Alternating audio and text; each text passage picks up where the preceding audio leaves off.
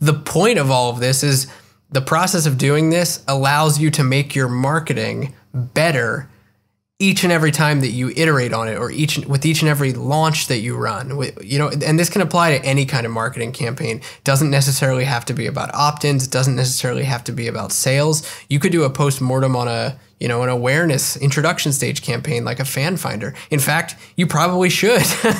Yeah, absolutely. You are now listening to the Creative Juice podcast, brought to you by Entrepreneur.io.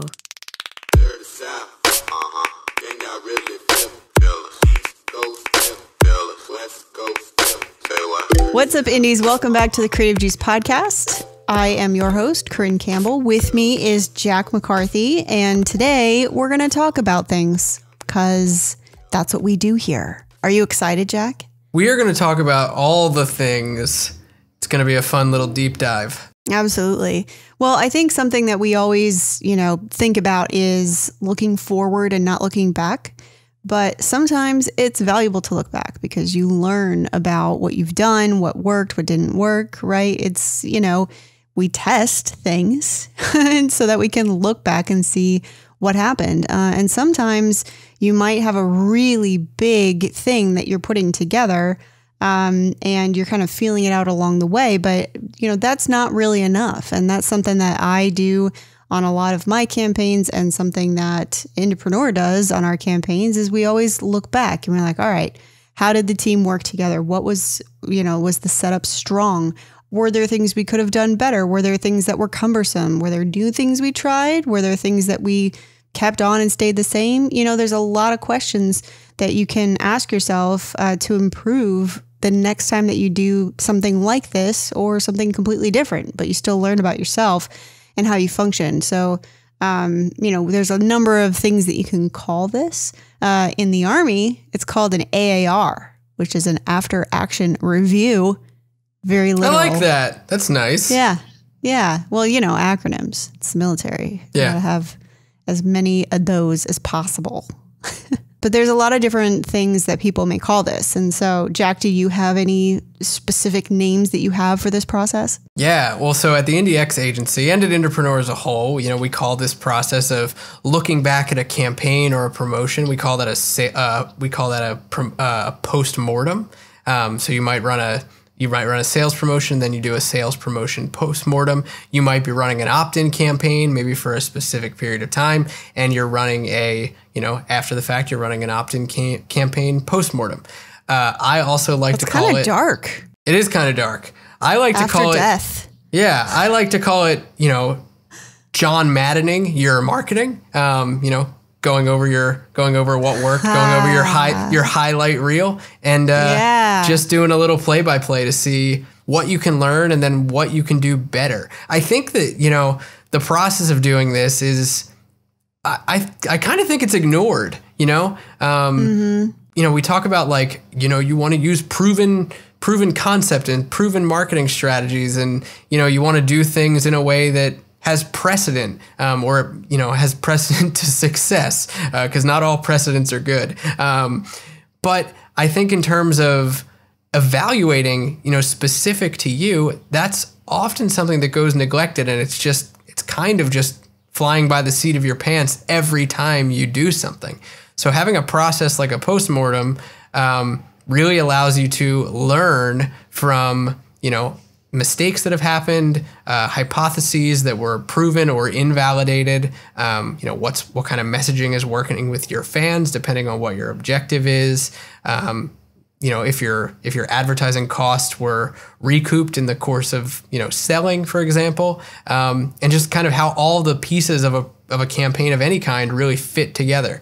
So I'm excited to get into this. Yeah, definitely. I mean, I think that's something too. It's one thing to be collecting this information as you're going along. And obviously there are some pieces of it that you're going to remember. But when you're just coming out of something, obviously your perspective on it is the most fresh.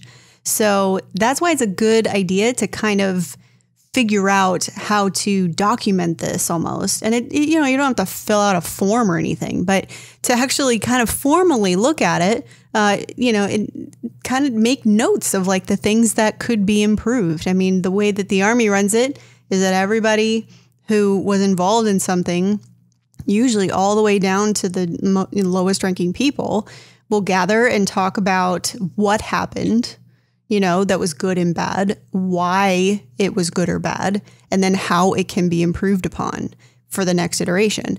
So, that's something that if you do it yourself, there are going to be certain things that really stick out to you that you're like, oh man, I should have used a landing page that did this instead or something like that. Yeah. But you may not remember some of the nuance of the things that are maybe less critical. But those still it all culminates into something that can be improved a lot, right? And so that's why I think this process is really important. I do this with my funnels. I was talking last year about my free plus shipping and handling funnel, and there have been many iterations, and this is a funnel that's been going on now since June of last year, so almost 12 months now that I've been running this to cold traffic. And there have been some really important lessons that I've learned. I've experimented and tested, and some of them have been great and some of them have been not great. Yes, I was making adjustments along the way, but there were still, at the end of each quarter, I still sat down and said, okay, let me look at all the little things I did along the way and see what I can learn, whether it's about how the ads are running, how the customer is treated, what kind of follow-up ads or emails that I have for these different people, how I'm filtering them and ascending them to the next step. And so each iteration is being improved upon. And so that's making it more and more successful as time goes on. And I think that's really the point. The point is to, hone in your skill and see what your weak spots are so that you can improve them. Yeah, absolutely. I think that, that's kind of the critical point to drive home here is the point of all of this is the process of doing this allows you to make your marketing better each and every time that you iterate on it, or with each and every launch that you run, and this can apply to any kind of marketing campaign. Doesn't necessarily have to be about opt-ins. It doesn't necessarily have to be about sales. You could do a post-mortem on an awareness introduction stage campaign like a fan finder. In fact, you probably should, Yeah, absolutely.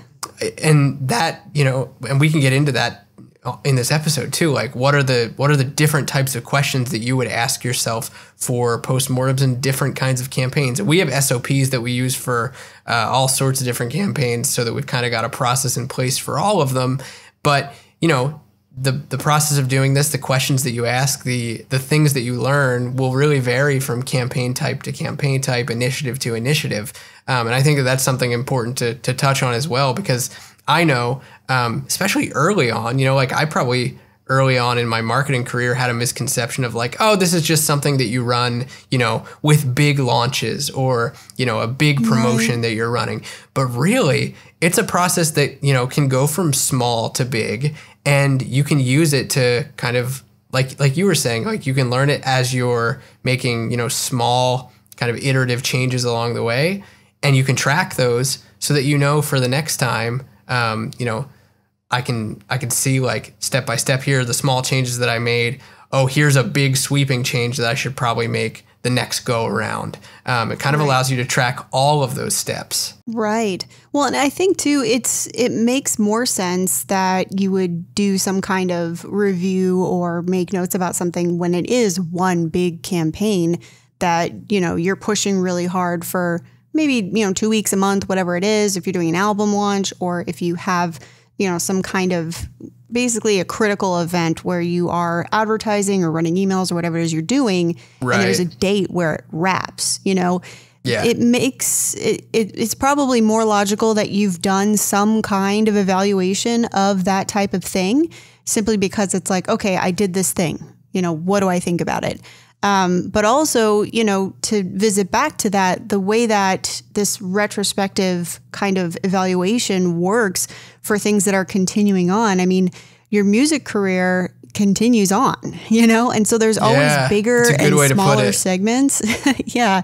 I mean, I hope your goal isn't to be like, all right, this album and then I'm done. I mean, maybe it is, but for the most part, we need to evaluate and iterate, reiterate, improve our iteration, right? At little steps of the way. So it's kind of good to keep this in the back of your mind so that even if you aren't running a big album launch or some kind of massive launch campaign for, whatever, whether it's an email, a sales promotion, whatever it is, even if you're not doing that, knowing how to look back at these things, make notes, save them for later, and know how to improve is essential in my mind. So, Jack, do you want to kind of give us a rundown of how we do it? And maybe we can kind of spin off from there. Yeah, for sure. Well, I want to just say real quick, you made a really interesting point that joking, saying like, I hope your music career doesn't just stop. I think that's a trap that a lot of musicians fall into. And I mean, we definitely have come across this at the agency before where, we might come on board with an artist for a big launch or something like that. And they, a lot of times they might not be advised or they might not be thinking about where, an album launch or, any kind of big marketing initiative, really where it builds into their, entire ecosystem, how it will dovetail into the next thing that they do. Like I said, we've talked about this plenty of times on the podcast and have pointed out like the drawbacks of not having like a future focus on your marketing. But kind of where I'm going with this is I think the process of having a postmortem sort of in place for yourself as kind of like a standard operating procedure after any kind of marketing campaign that you do forces you to be like, I'm going to have to look back at this and I'm going to have to think about, everything that went right and everything that went wrong and how it could affect the next thing that I do. It forces you to think like, what is this going to do for my marketing in 3 months? What is it going to do in 5 months, 6 months, a year, so on and so forth. Right. Well, and I think too, it's not as logical as it should be, but it is that just in the same way that you want your music to get better and build and, evolve over time, your marketing is the same way. And, we say this about a lot of the marketing stuff we do, right? If you're running ads, if you're making landing pages, if you're in emails, like know your creative kind of vibe to it, like bring the creativity into that. Marketing is not going to be successful if you have an entirely different way of expressing yourself in an ad, or if it's just really vanilla and doesn't really communicate anything about you. You want to bring your creativity into it. And so in the same way, you want to have your marketing be as creative as your music. And it basically requires you to get better at it, right? You're probably a lot better at music than you are at marketing. Well, for some of us, that's the goal is that music is the primary focus, unless you're a marketer who decided you wanted to make music. But in many cases, most of us have a lot more experience. We've practiced, we've evaluated the things that we're, what our weaknesses are. It's like, oh, well, I really, like with bass, I'm like, oh man, I need to get those, those scales under my fingers because I'm rusty. Like I haven't practiced in a while. I need to shred a bit. Yeah. You know what I mean? Yeah. So take it to the woodshed. Exactly. Shed it out. So, I mean, that's the same kind of thing that we're doing here. And so, don't think of it as this alien concept. This is something that you've already been doing with your music from the time you picked up your first instrument or started singing, started songwriting. So, yeah, I mean, I'd like to break it down. I mean, Jack, did you want to cite an example? How did you want to take this today? Yeah, well, let's kick it off and talk about this applies to all kinds of marketing, not just music marketing, so much so that, we do this for every promotion that Indepreneur runs. We're about to kick, at the time of this recording, we're going to run a postmortem momentarily for our most recent anniversary promotion. And see, what worked and what didn't and why that might have happened and, what assumptions or hypotheses we had and whether they were right, whether they were wrong, what offers hit people correctly, what didn't, what really didn't land, all of that. So I wanted to just kick off and say, from Indepreneur's perspective, this is something that we do all the time. And I think that's kind of the first thing that I wanted to touch on is when is the time to run a postmortem or to do a retrospective on a campaign? And you already touched on this, Corinne, but I agree with you. I think the best time to do it is when, you're just coming off the tail end of a campaign or a test and you've got all of the info and the data fresh in front of you. So I think that's kind of like the dive off point that I wanted to start with is like, when do I do this? Well, that's a great time to start, right when the data is fresh. Maybe you're celebrating a win, maybe you're licking your wounds a little bit, but either way, I think that's the ideal time to really get started before it's, before you're getting into something else and you're distracted. I think the perfect time to do it is like, within a day or two, or at least get started within a day or two of wrapping up a campaign. Yeah. And I would just, from personal experience, what's worked best for me is that if I, have a launch campaign, say I'm, launching a new EP, right? It's going to be best for me. I try to plan everything out and make sure that everything's ready to go before I press go on anything, right? It's not just that this piece is ready to go, it's that all the pieces are ready to go. So that if someone somehow miraculously went from step 1 to step 10 instantly, everything would be done. That takes a lot of pressure off of the campaign. But another reason that I do that is because, with my free plus shipping handling funnel, my aforementioned funnel, that's something that's been, iterative. I've been changing it, as I've gone along. However, if I'm doing something that's a more specific campaign with a start and an end, I want to give myself kind of the freedom and the forgiveness that if something goes wrong in that campaign, or if something's not doing exactly what I want, instead of panicking and trying to change it, I let it play out. If it's something where something's literally broken and someone can't make a purchase because I forgot to connect this Zap or something, yes, I will fix that. But if it's something where it's very similar to testing ads, right? Like tweaking. There's a point where, if I know that at the end of that campaign, I'm going to sit down and do a review. I know before it launched that I did my very best planning I could. I knew that all the tech pieces worked. There wasn't anything hopefully to troubleshoot. But outside of troubleshooting, I just let it go and then know and trust myself. I'm going to be doing a review of how this could be improved upon and also celebrate my wins when it's done. And I think for me, that's very helpful just psychologically, because otherwise I feel in a panic during the campaign, or feel the desire to go in and tinker with things. And what that really does is it kind of skews your results on the back end. So I know that there's going to be some things where it's like, well, Corinne, I only launch an album once every 2 years or 5 years or whatever it is. So, I understand, the desire to tinker with things. But, if you're doing something that's a, 4 to 12 week campaign, I'd say just do the very best planning you can, with a little bit of pressure on yourself to not mess with it in the middle, and just be forgiving of it, because it's all a learning process. That's so good. Yeah. In terms of planning, just in addition to that, you should try to at least envision what your pivots could be in the planning. And now we're talking about planning. We're talking about planning instead of postmortems. Yeah. But bad. You're totally right.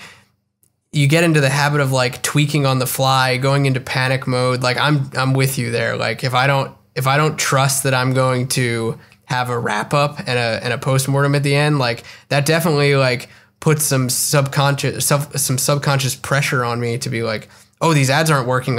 I need to spin out new copy right now. And if you're on if you're on a deadline, and not a deadline, but if let's say you're running a 7-day sales promotion or something, what good is it doing for you to try and, spin out new ad copy and launch it on day 5 and hope that, Facebook approves it, and then you go through the learning process, and then it, puts it in front of the right people and optimization works out okay. That's all panic mode BS. And I think I think avoiding it, especially in those shorter term kinds of promotions, is probably best. If you're going to do, strategic kind of pivots, you should plan for them ahead of time. If my ads aren't working, here's my backup copy, here's my backup creatives, I would go with this. That way, you've got it on deck. Maybe it's already done. Maybe it's built into your ads manager, for example, if we're talking about ads. I think it should be because then it goes through the approval process. And if you need to pivot to that, all you do is turn them on. You're not waiting for the review process. You're not concerned about, oh, there's downtime in the campaign now, So, I mean, that's why this whole planning is really essential. And like Jack's saying, understanding what pivots are going to be available, but also setting kind of a threshold for, okay, how bad does it need to get before I do that pivot? Right. You know what I mean? Yeah. And so much of this is drawing back to so many things in the Army I just can't even express. It's almost giving me a little bit of a flashback moment here, but I mean, that's in the end, all of that said, I think that the most valuable piece of all of that is that when you do a postmortem, you have a fixed set of variables to evaluate. You're not looking at when did I press the panic button and what flurry of actions did I take in that moment of panic? Do I even remember all of them? Right. And that's really the key way to learn and not make any mistakes again if you did make some. Totally, yeah. And I mean, like, it's crazy how much this plays into just like overall like marketing methodology. But it also plays into the sense of like, you're not really strategically testing when you're panicking. Like you might be throwing new headlines in. You might have to change out the copy in your emails. You might swap out the video on your sales page all in a panic because something's not working. And then when it comes down to actually doing a postmortem and reviewing what you did, it's like, oh shit, I tried so many different variables all at once that I don't really know what had an impact. And then you'd have to write that down in your postmortem and be embarrassed by it. Right. Exactly. Yeah. I mean, that's something I've gone through that too. Some of the copy for some of my ads mentioned that I had opened for Ted Nugent. And some people were highly repelled by that statement. But I didn't panic and turn it off. You have to allow for, people to have a bad reaction to something and not think like, okay, well, everyone's thinking that, so I need to change these things. But I did get some other copy up. I left it going and created some other copy that did not mention that. It only mentioned Toby Keith, not Ted Nugent, because those were the two guys that I opened for in Baghdad. And then once it went through the approval process, I was able to turn it on. And then I tested that and, it did just as well. But, I didn't let myself panic simply because I had a reaction to something, Yeah. In Totally. the end, it was one person who made a comment and then there was a thread that opened up below it. And I just hid the thread, messaged that person individually, and dealt with it. So, but yeah, I mean, I think that's something where, maybe that was more reactionary, but it was more acceptable because I'm in an iterative kind of process. So, Totally. So yeah, let's go back to more of a static postmortem first, Jack. So when we're talking about, there's a start date, there's an end date. Now we're going to talk about what happened. How do you usually go about evaluating, first off, the things that you should look at?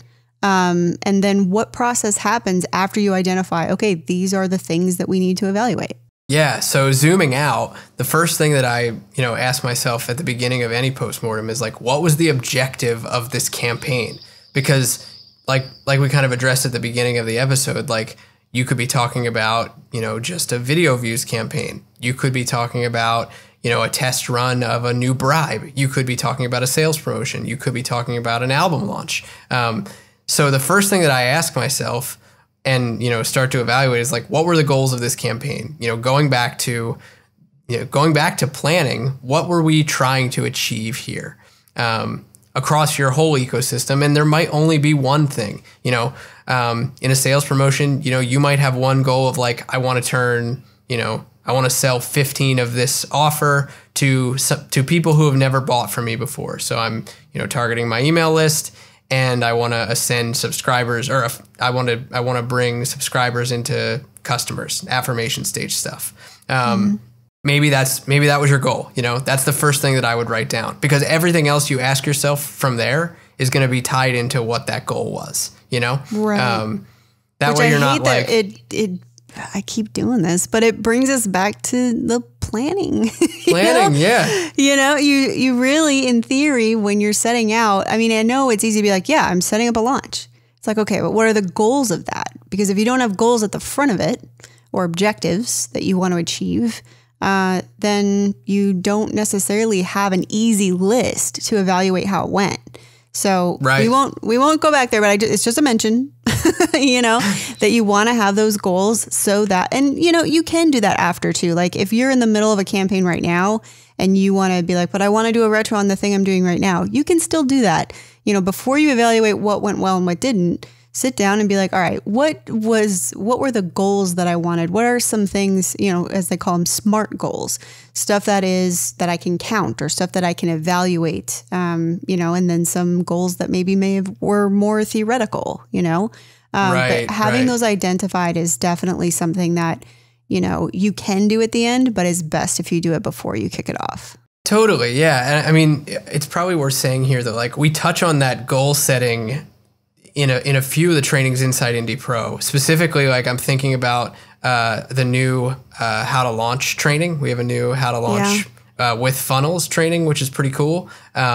And in that, we talk a lot about the planning process. We talk about it in the how to generate sales year-round training, which is like a sales promotion training. We talk about it in the permission bribe builder training. And all of those, the reason I even bring that up is all of those have pretty detailed SOPs and walkthroughs of running a postmortem. So a lot of the stuff, that we talk about, once you identify what the goals were, a lot of the questions kind of come from, static processes that we use, that we use at IndieX and that we kind of encourage people to use. So getting into that. We even do that when you join Indie Pro. If you aren't already an Indie Pro member, one of the emails that you'll get early on in your membership asks you to come into the Indie Pro group and use the hashtag set your goals. And for, community accountability, tell us what your goals are, and then we check in with you after 6 months, and be like, all right, how are you doing on those goals? You set goals for 1 year. So where are you in that? And how can the community or the staff help you with that? So it's really a key for us. It's something that we think about a lot, and it's specifically so these types of postmortem evaluations can be done. Yeah, totally. It is really funny how it all comes back to planning. It's all tied together. We love harping on the stuff we love, Yeah, spot on. Well, so let's kind of unpack the process of a postmortem beyond that, the question of what were the goals. So let's pick a campaign. I don't know, just pick one out of a hat. What do you want to run a postmortem on, Corinne? Let's start with something most of our people know, a fan finder campaign. Cool. All right, cool. So we know the original goal of a fan finder campaign then is to bring about awareness of your music. Maybe it's a new single, maybe it's not. But there's a video. You're trying to generate a warm audience, and that's your goal. So the first question that I would probably ask for myself is, what was your cost per main KPI? So in this case, what was your cost per 75% video view? That's kind of our main KPI that we look for in a fan finder campaign. So I'd note that down, right? That would be the first question that I would ask myself. And then the second one is I would look at, secondary KPIs. I would be looking at, retention rates of a video.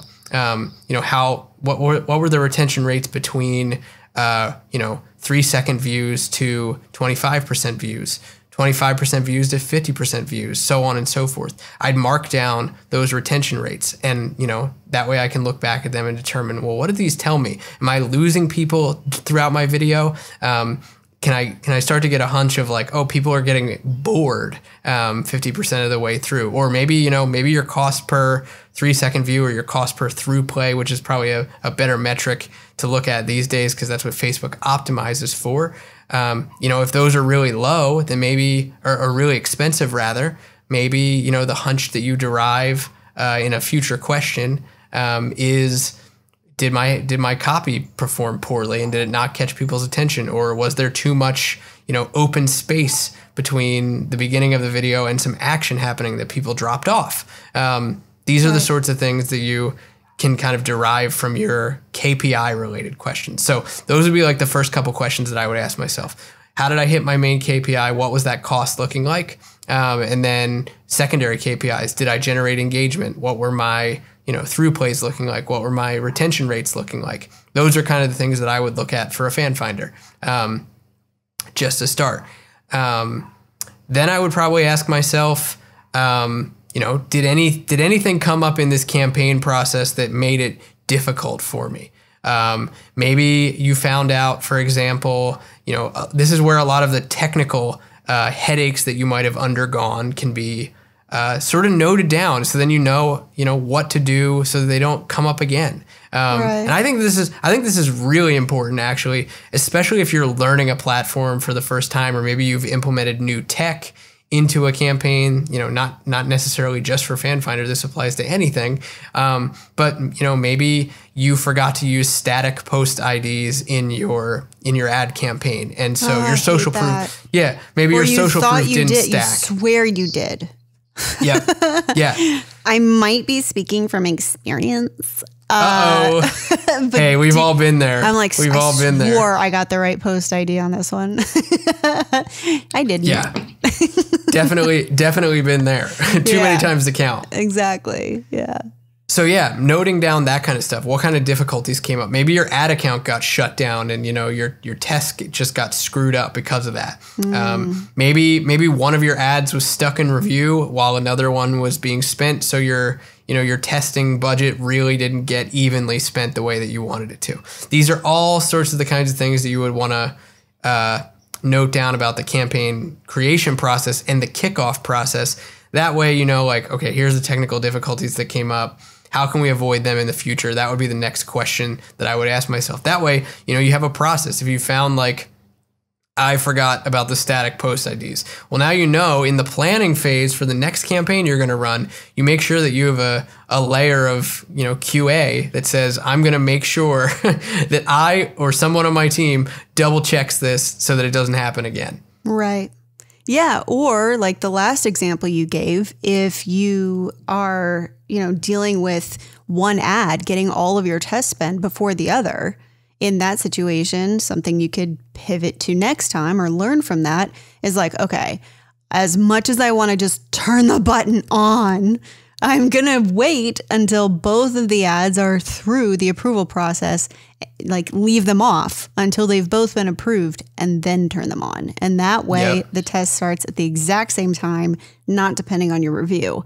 So those are the kinds of things where you're like, oh crap. There's usually, the one example you gave, we can't really plan for, which is if your ad account gets shut down, that's just going to happen, and at the review at the end of it is well, crap happens. You know what I mean? But for these other ones, usually if something goes askew, take basically, there's something that can be derived from that. Take the value of that and apply that to the next time. And I think the more that we can chalk things up to a learning process, the better off we'll be. Yeah, spot on.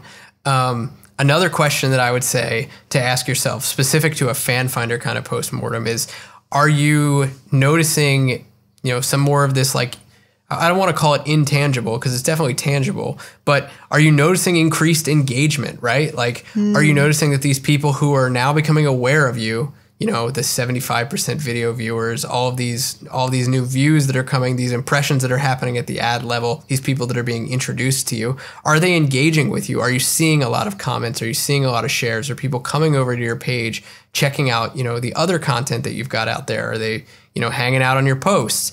I think that's an important question to ask yourself when it comes to FanFinder, because, you could have a fan finder that's performing really well on cost, but isn't really creating a cultural kind of moment for new fans that makes them want to stick around. So that's an important question to ask, I think. Finally, I would ask myself two more questions. One, I would ask myself, what assumptions did I make or hypotheses did I have about this campaign, and were they proven or were they invalidated? This is where targeting can come into play, especially for top of funnel stuff like FanFinder. You might have assumed a certain audience type, a certain targeting choice that you made would have performed best, and maybe it just didn't. We see that happen all the time. So much. Or maybe, maybe you thought that a lookalike audience would outperform an interest-based audience because, common general wisdom says that it should, and maybe it didn't. So that hypothesis was invalidated. And you can note that down for later so that I need to drive more traffic into this video to get a better seed audience for a lookalike. That way you know that for future campaigns. That would be, a question that would then dovetail into this final question is, could my video be better? Could my copy be better? I would ask yourself that at the end, because so much of what a fan finder campaign relies on those two things. So if your performance was just so-so, or if it tanked, then, you might you'd go back to those questions about your KPIs and say, oh, my retention was bad. That probably means that my video itself wasn't engaging all the way through. The next time around, maybe I go with a different video, or I recreate my video in a new way. That would be one thing that I would look at. On the copy perspective, if you're just not getting people's attention, or they're not engaging with you after the fact, then maybe your copy is just weak. So you might look to refactor that. Yeah, absolutely. And I mean, the thing about all of this is that, all of those adjectives even the metrics of that are all different, right? Like Jack and I absolutely hate, but always have to say, it depends. So if you're like, well, I don't know if my cost per 75% view is high. It's like, okay, well then run some other tests. Right. And try to get feedback. Anybody can, get a consult with Inderpreneur. We have them available on our services page, I believe. If you really want some experts, but you can probably just throw it against some of your friends or other people in the indie community to see, how do I take a totally different approach and see if it's any different. We've talked before about Jesse, Basic Printer, who, he finds that typically his CPM, which is cost per 1,000 people that are seeing his ads, is higher.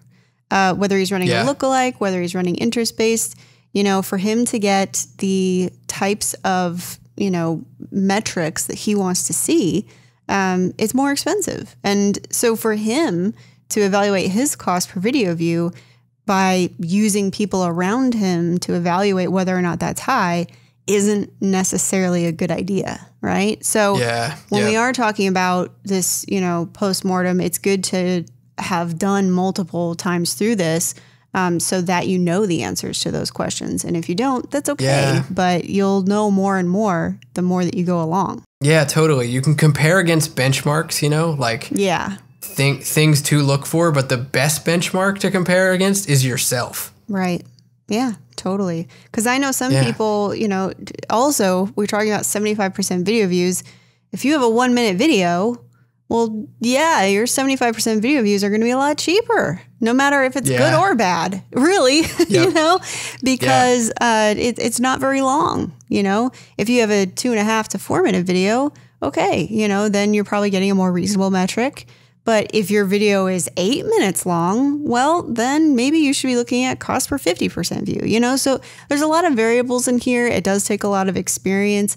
But, I just did want to put that out there that as, Jack's talking about these various KPIs and your cost per and things like that, don't be too worried if your stuff doesn't look like the person next to you, because it could vary.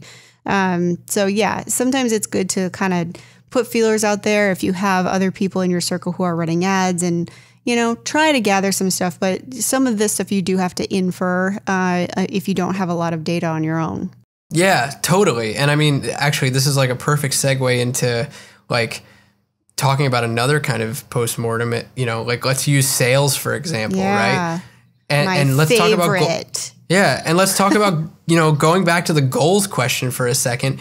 Your, cost per acquisition, for example, might be way more expensive than what feels comfortable if you are, trying to get people to buy from you for the first time. Your cost to create a customer would be higher for, new people who have never bought from you before than it might be for, fans that have bought from you time and time again. So if you're targeting just your subscribers, for example, you might have to, if you're running ads, you might have to pay more to get them to buy for the first time and, go with the knowledge that you're going to, create repeat purchases down the line. Because that's kind of the point. That's how you create, lifetime value. Yeah.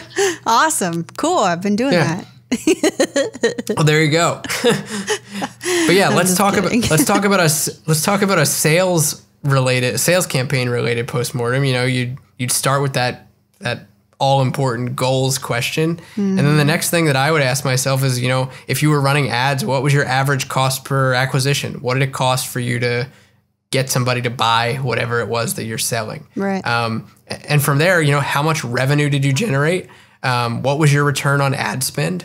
And I'd also, I'd ask yourself what your profit margin was on whatever it was you were selling. And, really look at, did I actually make money on this? Right. Because you can have ROAS, return on ad spend, on paper, but then if it was costing you more money to, cost of goods sold was more than that, you're chopping away at your margins real fast, potentially. Yeah, absolutely.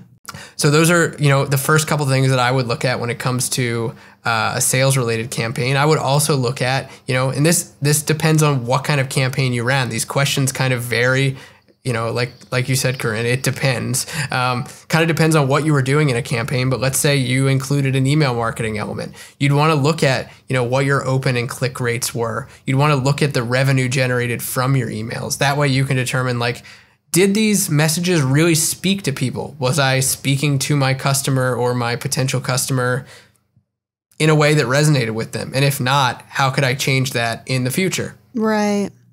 Yeah, absolutely. So those are just, depending on what kind of campaign you ran and what pieces in your marketing stack were being used. That's another question I would ask.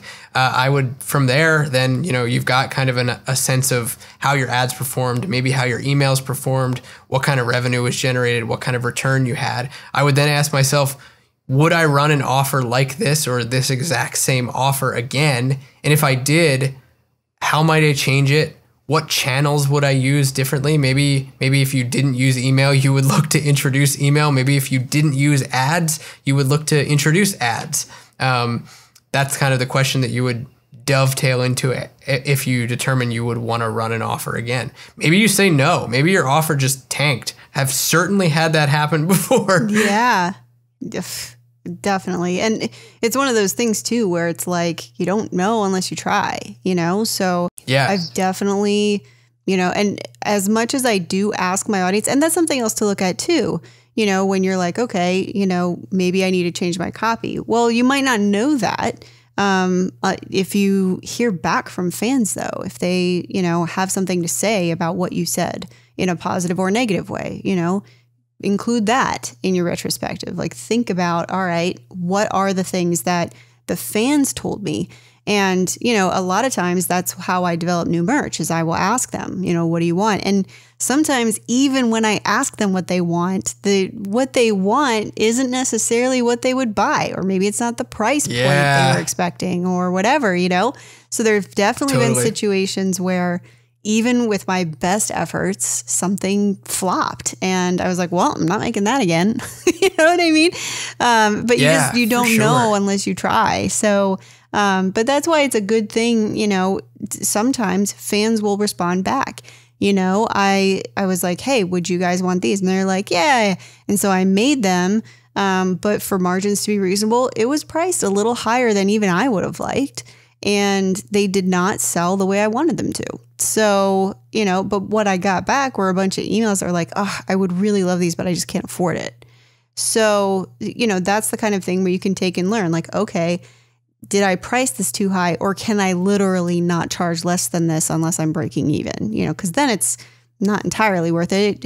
Some could argue that it's still good for your fans to get used to buying things from you, but you need to make money with merch. You know what I mean? Yeah. Yeah, totally. And I think that's why that margin question is so important in a sales promo postmortem, because it forces you to look at that critically and look at it kind of in conjunction with all the other questions that you're going to ask yourself. You might determine it would have worked out better if I hadn't spent so much money on ads. So maybe the next time around you would change your ad budget. Or, maybe it's a matter of like more people would have bought this if more people would have seen it. So I could scale up my ad budget and, I could have gotten more volume of purchases, and therefore everything kind of would have shaken out on the back end as far as the profit goes. Right. Yeah. And that's always something you have to keep in mind too, because if for example, your ROAS on an ad is 1, that essentially means that you've brought in as much revenue as you spent on ads. That doesn't account for your cost of goods, Right. So there's an element there. And it's like, okay, well, what about shipping? Like, am I charging $5 for shipping and it only costs me $2.89 to send it? Or is the shipping pretty accurate? So there's a lot of math that you have to do to really know how profitable or not profitable something was. And you're not really going to be able to do that without sitting down and looking at all of the variables at once. Because really you could do it along the way, but it'd be exhausting because it would depend on the day and whatever else. So that's way too much. It's way too much work. It's not worth it. Yeah. Exactly. So you may as well just be like, all right, if it's the end of a sales promotion, I'm going to do it after the end of that. Or if it's ongoing, like for my stuff, I typically, anything that's ongoing, like I have Ascension funnels running constantly. I have retargeting funnels running. I have my cold free plus shipping handling funnel running. Like all of these things are running, and I don't have any intention to, turn them off on any given day. So instead I do a retro on them once a week, and I look at, I've got Hotjar on all my pages. So I'm looking at customer behavior. I'm looking at the numbers from, the ads themselves, the profit margin on the back end, looking at my products, and that is something that I do once a week, which is maybe a little more than you have to, but, I'm me. So that's what I do. So it could be more often, but in that situation, you set up arbitrary benchmarks for yourself to be like, all right, every 2 weeks, I'm going to look at this, or every week I'm going to look at this. But I would definitely recommend, if you are doing something that doesn't have a start and end date, don't get stuck in it every day. Because you'll feel the desire to make pivots or changes that don't necessarily reflect something for a long time. So with some of my funnels, I'll make 10 sales one day and 0 the next.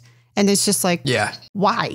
But it's just because those were the people who were online. Facebook found the folks who wanted to buy. And then the next day, those people weren't there, So that's just something to keep in mind when you're looking at doing retrospective work is, try not to look every single day because you'll make yourself crazy. Yeah, totally. I think that's a really great point to make, is like, this doesn't just apply to, start date, end date style campaigns. Right. Things that are ongoing need this kind of level of attention and zoomed out attention.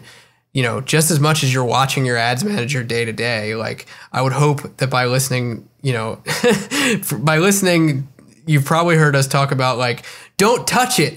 Yeah. Just let the ads run and do their thing. And I think that applies here to what you said, Corinne. Like, I might have a day where I got no sales. If you had a panic over that and didn't have the process in place to know, like, at the end of the week, I'm going to know what impact this had on my whole week, or on my previous 3 days, or on the past 14 days. You've got these longer windows to look at, as opposed to just like, looking, very micromanagement day to day and trying to make like knee-jerk decisions that they're not really data driven, Right. They're driven by one day's worth of data, but not like how that impacts your overall. Right. Well, like in Facebook Manager, when we're talking about building lookalikes, and I know it seems like I'm skewing, stay with me.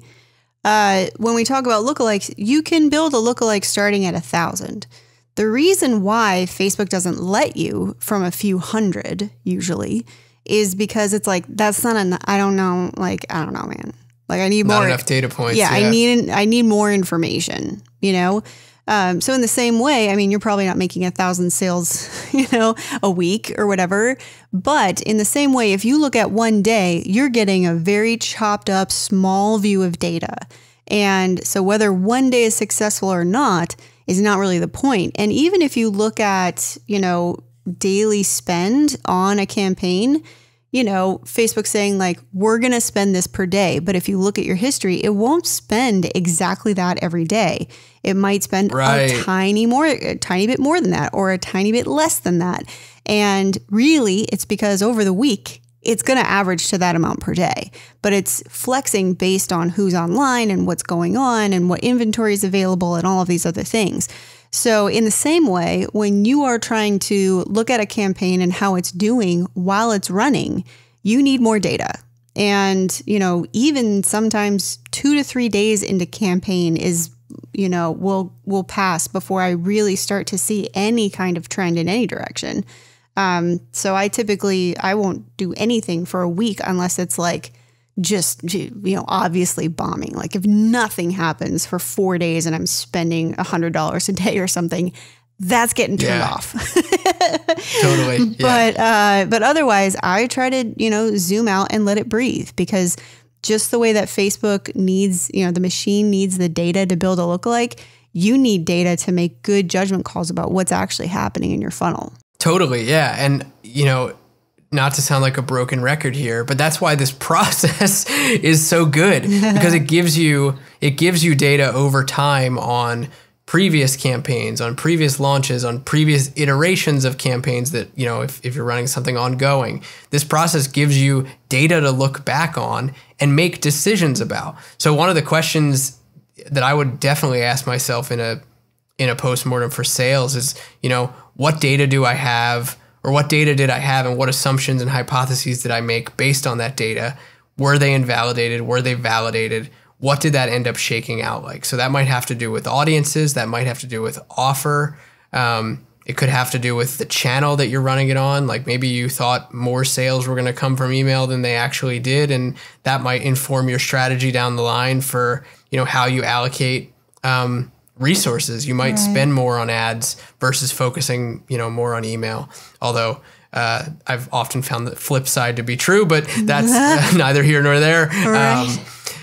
But yeah, that's another question that I would ask myself. I would also ask again, could the copy and the creative for a promotion or a campaign be better? How could that be better? Where did you get that information from? Was it feedback from, fans? Was it data from the ads manager? Was it your email open rates? What are you kind of seeing there that's making you think that your assets could have been better? Those are things that I would ask myself. I would also ask myself, just overall with the campaign itself, what did you plan to have happen, and how did that shake out? How did your overall plan come to fruition, or didn't it? I would kind of recap with what were your goals, and did you hit them? And if not, why do you think that you didn't? Or why do you think that you did? Yeah. Let all of those questions let all of the questions and answers that you've gotten so far kind of lead you into that last question. I think that allows you to start looking for patterns. And that's, I think, where the beauty of this comes into play. This whole process allows you to look for patterns among the questions that you're asking yourself and the things that you're analyzing. And then from those patterns, you can say, all right, there are a few things indicating here that I need to do better with copy. You could pick that as your main variable to be focused on for testing or iterating on the next time around, as opposed to just guesswork, Yeah. Well, and that's the part that I, believe it or not, liked about how the Army did this. It went back when I was doing that, but it's like, what happened, good and bad? Why did it happen, good and bad? But then most importantly, how do we improve upon it for next time? And the number of what did we learn? Right. And my squad leader would definitely be like, okay, guys, we're going to this new exercise. This is what we reviewed. Let's review what we were talking about last time, So it's not something where even you just, go through this process and then you're like, okay, I've learned. I magically now will never do that thing, or I'll remember this next time. Like, put it somewhere, you know what I mean? Track it, and pull it out the next time you're going to launch something else, because, that's really the key to this is not only are you documenting and evaluating it as you go through it, but then you've got those notes for when you're about to do something again, so that you don't make those same mistakes and, get better and better as time goes on. Yeah, and I mean to speak to this like on an operational level, like just to give, some context, like we're in the process of like looking at, some previous sales promos that Intrapreneur ran and being like, okay, from the building perspective of sales promotions, how can we do better to make our team less stressed out, to feel more in control of the campaigns that we're building? How can we make them better? And we're looking back at postmortems, we're looking back at previous builds, all of that sort of stuff to make the process, not only the results of the marketing better, but the process of doing marketing better, which I think is equally as important. Like you can, have all the success you want, but if everybody killed themselves trying to make it happen, like that kind of sucks, right? Yeah, that level of stress is not worth it. Yeah. Yeah. Awesome. Well, I hope this was helpful, Indies. I'm super excited to kind of hear about what you've been working on. So if you want to leave comments on the YouTube channel or hit us up on IG or Facebook, we'd love to hear about any retrospective kind of evaluations you're doing of your stuff so that we can learn from you. And I guess that's a wrap for today. Thanks so much for your time, Jack. Yeah, for sure. I would love, honestly, for anybody listening to this, just randomly take the last campaign that you ran and do a little postmortem on it. I guarantee you will learn something or think of something that you hadn't thought about before if you just sit down and take, half an hour to an hour to go through this kind of process. Yeah. Just whether that campaign ended yesterday or whether it ended 2 months ago, get into the habit of, building these kind of process muscles in your business, and it will do wonders for you. Awesome. So I'm looking forward to hearing what you guys come up with. Absolutely. So there's your call to action, Indies. Thanks so much for joining us this week. We'll see you next time on Creative Juice.